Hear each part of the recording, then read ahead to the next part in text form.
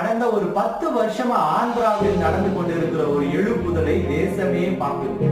அவ்வளவு பெரிய எழுப்புதல். நாமெல்லாம் சாதாரணமா என்ன செய்ய முடியாது? ஒரு சபையை கட்டிட முடியாது, ஒரு ஆராதனை ஸ்தலத்தை கட்ட முடியாது, ஆராதிக்க முடியாது. நீங்க பப்ளிக்ல போய் 4 பேருக்கு சுவிசேஷமோ இல்ல நன்மையான காரியத்தையோ சொல்ல முடியாது. ஆனா ஆந்திரால ஒரு மிகப்பெரிய எழுப்புதல். காரணம் என்ன தெரியுமா? அதுக்கு காரணம் ஒரே ஒரு ரட்சிப்பு. என்ன ரட்சிப்பு தெரியுமா? அந்த ஆந்திராவின் முதலமைச்சர் ஒரு கிறிஸ்தவராக வந்து அமர்த்தப்பட்டிருந்தார். ஒரு கிறிஸ்தவ முதலமைச்சர் கிடைச்சதுனால அந்த தேசத்திற்கே, அந்த மாநிலத்திற்கே ஒரு பெரிய ரட்சிப்பு உண்டாச்சு. இப்ப கூட ஒரு கூட்டங்கள் நடக்குது.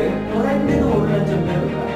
குறைஞ்சது 1,00,000 பேர் இருக்காங்க. இந்த மாதிரி மூளை முழுக்க கூட்டங்கள் நடக்கிறாங்க.